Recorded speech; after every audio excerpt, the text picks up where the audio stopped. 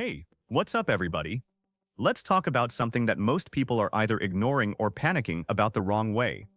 Inflation. And yeah, it's already here. You felt it at the grocery store. You felt it at the gas pump. You've probably felt it when you tried to buy literally anything in the last couple of years. But here's the uncomfortable truth that nobody really wants to say out loud. What we're dealing with right now might just be the warm-up act. The real show, hyperinflation, could be on its way. And when that happens, the people who prepared are going to be in a completely different position than the people who didn't. Now I'm not here to scare you into a bunker. I'm not saying the world is ending tomorrow. What I am saying is that being smart about what you buy right now, today, before prices go absolutely insane, is one of the most practical things you can do for yourself and your family. We've put this list together really carefully, and here's what makes it different from the usual buy canned beans and bottled water advice. We're going to get into the stuff that most people completely overlook. The obvious things are on here too, don't worry. But we're building toward the stuff that actually matters most, so stick around till the end. Let's get into it. Point 1. Pet food. Okay, let's start with something that caught a lot of people completely off guard, pet food. If you've walked through the pet supplies section of your local store recently, you already know what I'm talking about. Shelves that are half empty, prices that make you do a double take. Brands that used to be everywhere are suddenly just gone. It's giving serious toilet paper energy from 2020. Remember that? People losing their minds over toilet paper. That's what pet food is doing right now in a lot of places. And the thing is, nobody saw it coming. Here's why it matters. Your pets can't exactly switch to a different diet overnight. You can't just tell your dog, hey, rough week, you're eating crackers. These animals depend on you completely. And if you wait until the shortage is already in full swing to start stocking up, you're going to be scrambling. So what do? Start buying extra. Every time you go to the store and pet food is on the shelf, grab more than you need right now. If your dog eats a bag a week, buy 2. If your cat goes through 1 box of treats a month, buy 3 next time. Build that buffer. Dry pet food stores really well. Keep it sealed, keep it somewhere cool and dry, and it'll last a long time without going bad. Wet food in cans is even better from a shelf life standpoint. Stock what your pet actually eats. Don't buy random stuff they've never had before thinking you'll swap it out later. Stick to the familiar brands and formulas. This one seems small. It might seem like, come on, really? Pet food is on the hyperinflation list? But when you're 6 months in and the shelves are empty and your pet is looking at you, you'll be very glad you started buying extra now. Point 2. Gardening supplies. Let's talk about gardening. And before you tune out because you think this isn't relevant to you, hear me out. Because this goes way beyond just having a hobby garden. First, seeds. Seeds have turned into a surprisingly competitive item. At the start of every planting season, the good stuff sells out fast. And we're not talking about a minor inconvenience, quality heirloom seeds, the kind that actually let you save seeds from one harvest to plant next season, are getting genuinely hard to find. More and more people are waking up to the idea that growing your own food is a real survival skill. That's driving demand way up. Heirloom seeds are especially worth hunting down. Here's why. With regular hybrid seeds, you can't replant what you harvest. They don't reproduce true to the parent plant. But with heirloom varieties, you harvest, save the seeds, dry them properly, and plant again next year. That's a system that sustains itself. One purchase, potentially many seasons of food. That's a serious deal when grocery prices are climbing. Now beyond seeds, tools. A good rake, a solid shovel, a sturdy hoe. These are not cheap to replace. And the cheap versions break fast. Buy once, buy right. Get tools made with real metal heads and wooden handles. They're repairable. If the handle cracks, you replace the handle. A plastic tool that snaps is just garbage. Then there's fertilizer. And wow, has that become a conversation topic? Fertilizer prices have gone up in ways that are genuinely shocking. Some categories are 4 and 5 times what they used to cost. If you've been meaning to start composting, now is absolutely the time. Kitchen scraps, yard waste, coffee grounds, eggshells. A basic compost bin is cheap to set up and it turns trash into free fertilizer. That's a no-brainer. Stock up on gardening gloves too. They wear out faster than you'd think, and they're one of those things you really don't want to garden without. Point 3. Food. The real basics. Alright, let's talk food. And yeah, I know this is the obvious one, but people overcomplicate this constantly. So let's just be really straightforward about it. Canned goods are your foundation. canned meats, tuna, chicken, salmon, sardines, canned vegetables, canned beans, canned soups.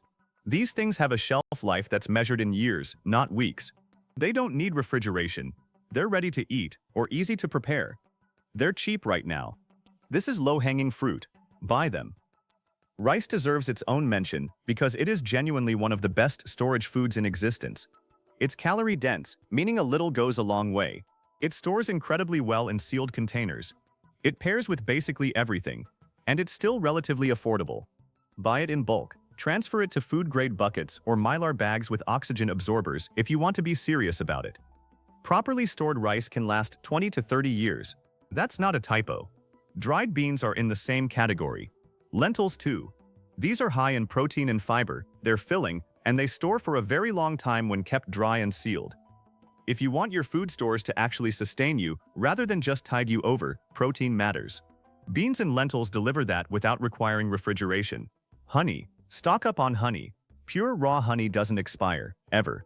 Archaeologists have found honey in ancient Egyptian tombs that was still technically good. It's a sweetener, it has mild antimicrobial properties, and it's genuinely useful.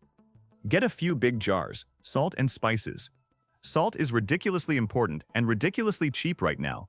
Buy a lot of it. And don't underestimate spices.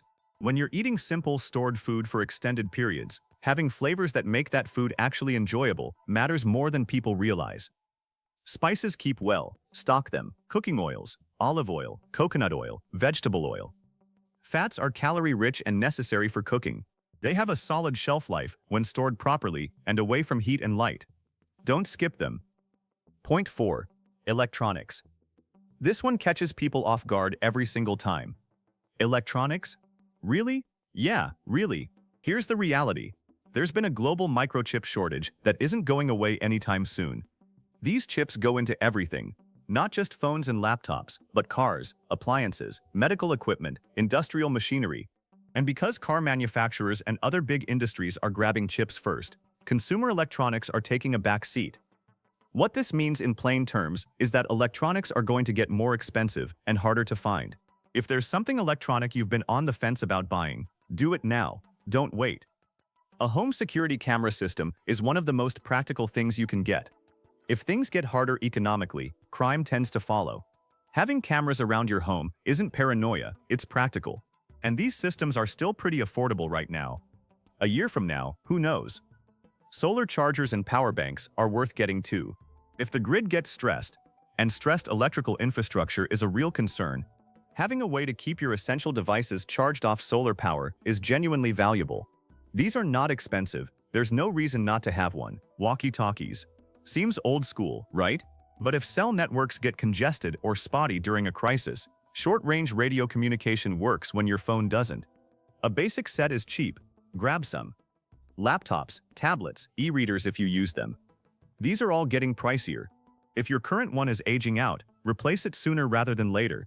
Same with anything that requires a specific chip to function. Printers, gaming consoles, whatever matters to your household. Point 5. Batteries. Let's keep it simple. Batteries power a lot of things that matter when other systems go down. Flashlights, radios, smoke detectors, kids' toys that keep them sane during rough patches, remote controls, clocks. The list goes on. AA and AAA are the most common sizes. Stock up heavily on those. But also think about what specific devices you have and what they take.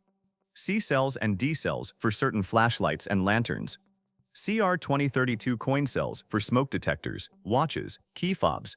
Whatever your household specifically uses, make a list and stock those. Buy in bulk. Warehouse stores and online retailers sell massive multi-packs at unit prices that are a fraction of what you'd pay for a small blister pack at a convenience store. This is not complicated math. Storage tip that a lot of people don't know. Batteries last significantly longer when kept cool. Not frozen, just cool. A basement shelf, a cool closet. Don't keep them in a hot garage or a junk drawer that gets warm. Heat drains batteries even when they're not in use. Keep them cool, keep them sealed in their original packaging or a battery organizer, and they'll be ready when you need them. Rechargeable batteries paired with a quality charger are also worth investing in. The upfront cost is higher, but over time they're far more economical. And when you can't easily run to a store, being able to recharge rather than replace is a real advantage. Point 6. Soaps and detergents. This is one of those categories where the price increases are already visible and they're not slowing down. Laundry detergent, dish soap, hand soap, body wash, all of it is trending upward. Bleach is foundational. Get the plain, unscented, concentrated liquid bleach. Not the gel, not the scented kind. The basic stuff. Why? Because bleach isn't just for laundry. It disinfects surfaces, it purifies water in a pinch, and it's useful for a whole range of sanitation tasks. Just make sure you understand proper dilution ratios for different uses. A little goes a long way. Bar soap is one of the best deals in the prepper world right now. Unscented bars, a pack of 10, are still a few dollars at most stores. They last a long time, they work well, they have uses beyond just bathing. Bar soap can lubricate stiff zippers, soften leather, and do various other household tricks. Buy a few packs more than you need. Seriously, just do it.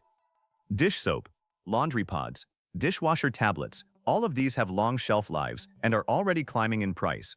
Stock what you actually use, so nothing goes to waste. Don't forget hand sanitizer. After 2020, we all learned that lesson the hard way. Keep a supply on hand. It's cheap and the shelf life is solid. Point 7. Fuels, gas, propane, kerosene. These are things that when you need them, you really need them. And prices are already at levels that were unthinkable a few years ago. Buy extra gas cans. Keep them properly filled and add a fuel stabilizer product when you fill them. This extends how long the gas stays usable from a few weeks to over a year. For small engines, lawnmowers, generators, use ethanol-free recreation fuel where available. It burns cleaner and stores better. Propane deserves specific attention. If you have a propane grill, don't run it until empty and then go get a refill. Always have a spare tank, always. Running out in the middle of cooking is annoying. Running out when you need propane to heat food during a power outage is a real problem. If you use a generator, and if you don't have one, we'll get to that. Keep it fueled and maintained. A generator that hasn't been run in 2 years with old gas in the tank is not a generator, it's a lawn ornament. Run it periodically, keep the fuel fresh. Kerosene is worth having if you have any kerosene heaters or lamps. It's another solid backup fuel that stores reasonably well. Wood for heating is relevant if you have a wood-burning fireplace or stove. Cut it now, stack it, let it season. Don't wait until winter. Seasoned wood burns better and produces more heat with less smoke. Point 8. Paper products and storage bags. We already lived through the great toilet paper disaster of 2020. Let's not do that again, okay? The lumber industry has real structural problems that are causing paper pulp shortages, and the downstream effect on paper products is already starting to show. Prices are going up, availability is getting patchier. Toilet paper, paper towels, napkins.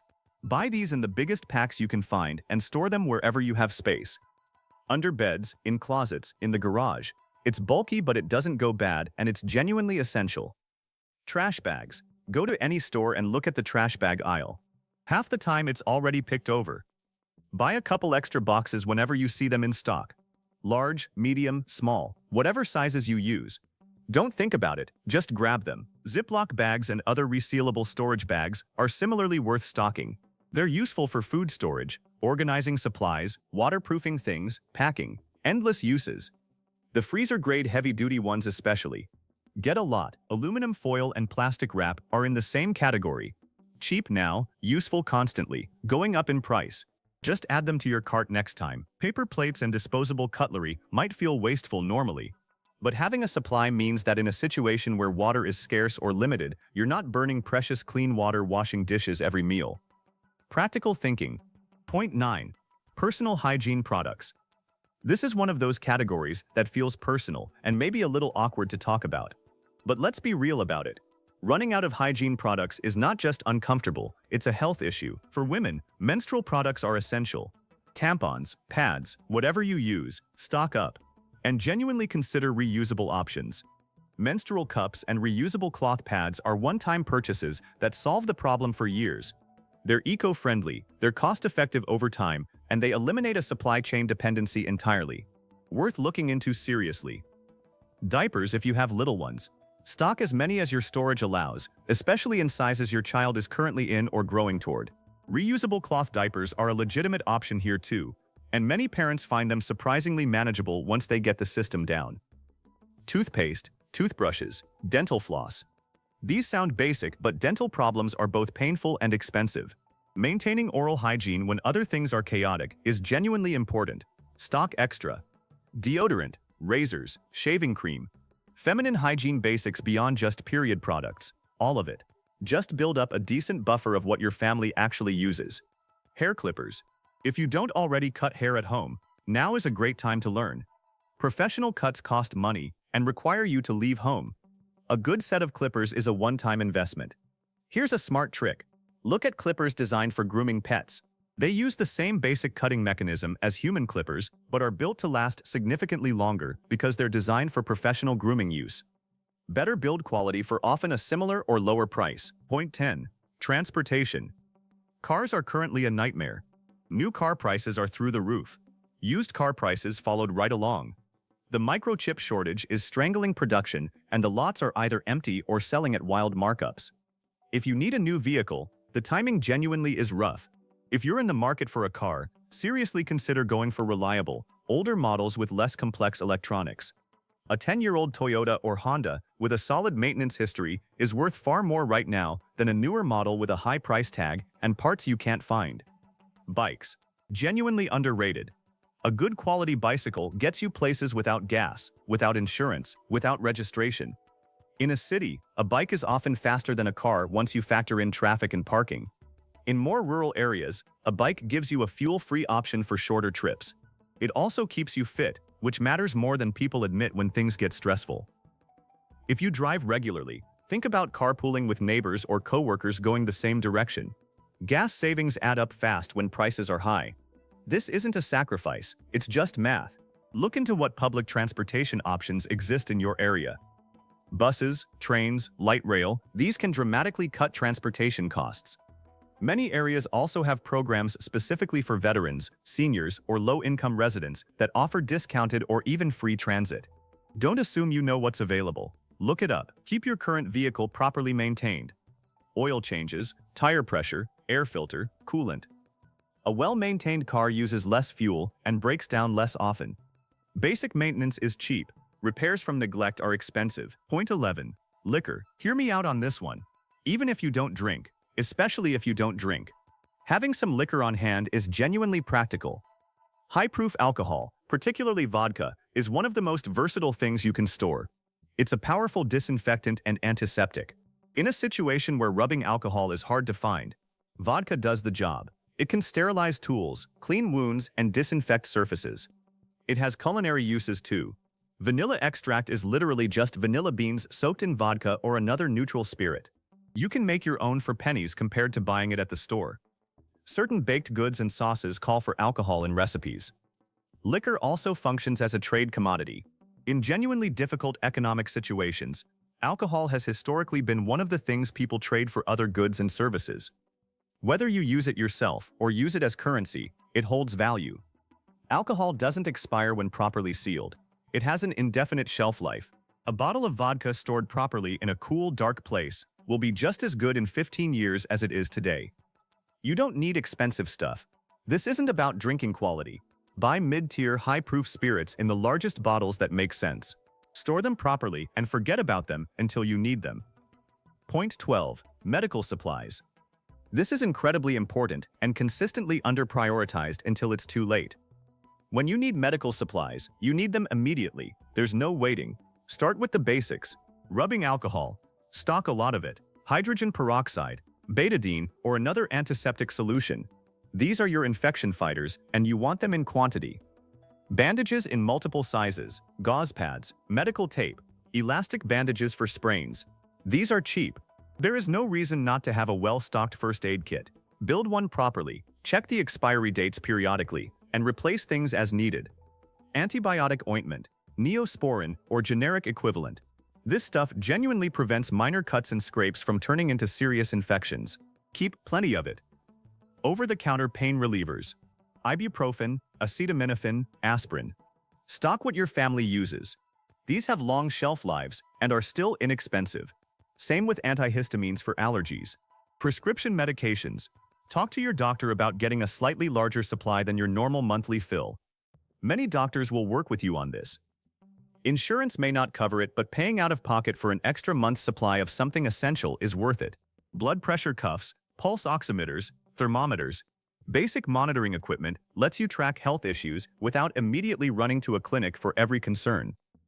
A good first aid manual, not digital, printed.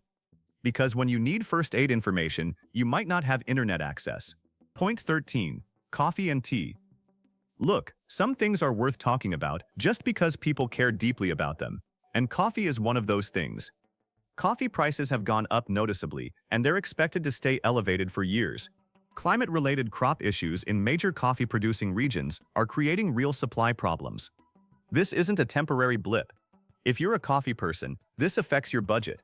Whole bean coffee stored properly, in an airtight container, in a cool and dark location, keeps much longer than ground coffee. Invest in a manual grinder, which requires no electricity. That way you can grind fresh even without power. Green, unroasted coffee beans are even better for long-term storage. They can last years when properly stored. You can roast small batches yourself with a pan or a basic roaster. This sounds extreme until you realize how much you value your morning coffee. Instant coffee isn't glamorous, but it's practical. Keeps forever, needs only hot water. Have some. Tea has similar supply pressures and similar storage advantages. Properly stored loose-leaf tea lasts a long time. Stock what you like and drink. And here's something people overlook. Coffee and tea are morale items. Small comforts matter when things are stressful. The ability to have a normal morning routine, even in difficult circumstances, has real psychological value. Don't underestimate it. Point 14. Wood and lumber. Lumber prices went absolutely berserk over the past couple of years. They've come down from those peak levels, which is good news, but the structural problems in the lumber industry haven't been solved. The supply chain issues, the labor shortages, the transportation costs, these things are still simmering. Another surge is very possible. If you have any building projects planned, a fence, a deck, an addition, a shed, raised garden beds, buy the lumber now. Plan it out, calculate what you need, and buy it while prices are relatively lower. Storing lumber properly is straightforward. Keep it off the ground, keep it dry, and stack it with spacers between layers so air can circulate. Firewood is in this category too, if you heat with wood or have a fireplace. Green wood needs to season for at least 6 months to burn efficiently. Cut it or buy it now, stack it properly, and let it dry. Plywood. Dimensional lumber, posts. Whatever you're going to need, buy it now at current prices rather than later at higher ones. This is simple economic logic applied practically. Point 15. Basic tools and hardware. This one isn't on every list, but it absolutely should be. Tools let you fix things yourself instead of paying someone else to fix them or buying replacements. That's an enormous financial advantage in a high-inflation environment. Hand tools first. A good hammer, a quality set of screwdrivers including both Phillips and flathead, pliers, wrenches, an adjustable wrench, a handsaw, a level. These cover the vast majority of basic home repairs. Buy quality, not cheap. Quality hand tools last decades. Fasteners, screws, nails, bolts, nuts, washers. You go through these constantly during any kind of repair or building work, and they're incredibly cheap right now. Buy assortment boxes and stock them. Duct tape, zip ties. These are practically a category of their own. The amount of things these two products can temporarily fix or permanently solve is genuinely surprising. Stock a lot of both. A good utility knife with plenty of spare blades, measuring tape, a pry bar, basic woodworking chisels. The list of useful tools goes on. Power tools if you don't have them. A basic drill/driver is probably the single most useful power tool you can own. Cordless, with 2 batteries and a charger. Incredibly versatile. Learn to use what you have. A tool you don't know how to use is not an asset. Watch tutorials. Practice on small projects. Build your skills alongside your supplies. Point 16. Seeds and crop preservation knowledge. We touched on seeds under gardening, but this deserves its own expanded point because it's about a lot more than just buying packets of seeds. The knowledge of how to grow food, harvest it, save seeds from it, and store it for replanting. This is genuinely one of the most valuable skills you can develop. It costs almost nothing to learn, and the payoff is potentially enormous. Start small if you're new to gardening. A container garden on a balcony counts. A few raised beds in a backyard counts. The point is to start gaining real experience growing food before you have to depend on it. Learn which crops are easiest for beginners. radishes, lettuce, tomatoes, zucchini, green beans. Learn which ones produce the most food for the space they take up. Learn about companion planting and natural pest control. This knowledge compounds over seasons. Proper food preservation is equally important. Canning, dehydrating, fermenting, freezing. These are skills that extend your harvest and reduce your dependence on stores. A dehydrator is a relatively cheap piece of equipment that dramatically extends the shelf life of fruits and vegetables you grow or buy. Pressure canning especially is a critical skill. It's the only safe method for canning low-acid foods like meats and most vegetables. A quality pressure canner is a one-time investment that can preserve hundreds of pounds of food over its lifetime. Point 17. Communication and information tools. This one might sound niche, but it's more practical than it appears. In a serious disruption, economic, natural disaster, grid stress, your ability to communicate and receive information becomes critical. A battery-powered or hand-crank emergency radio is a simple, cheap, and valuable thing to own. NOAA weather radio alerts alone make it worth having. In an extended outage, having a way to get news and information that doesn't require internet or charge devices is genuinely important. Ham radio licenses are obtainable without a lot of technical background, and the entry-level technician license opens up local communication frequencies that function completely independently of any private network or internet.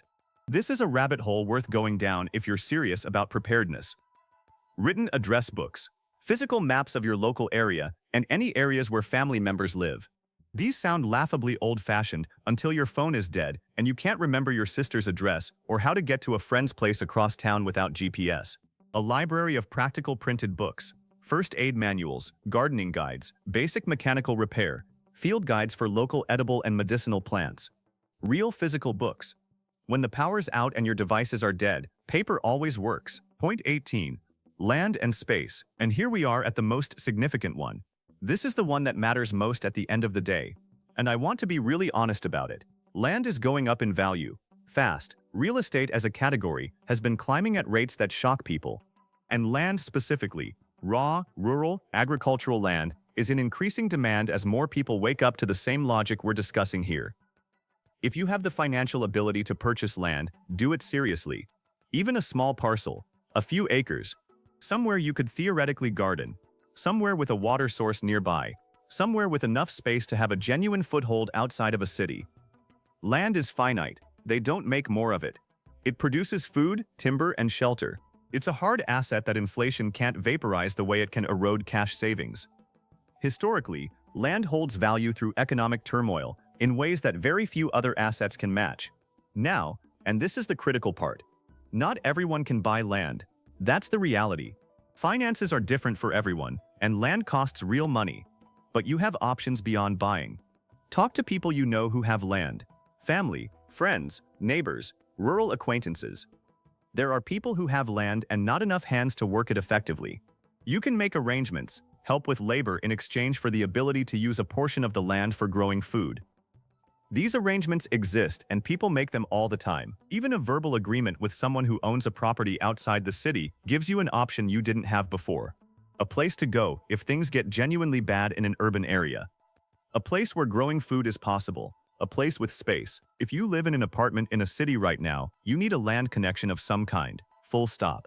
Not to be alarmist, but cities are uniquely vulnerable to supply chain disruptions. Food doesn't grow in cities. Everything comes in from outside. If that supply chain stresses seriously, urban residents feel it first and hardest.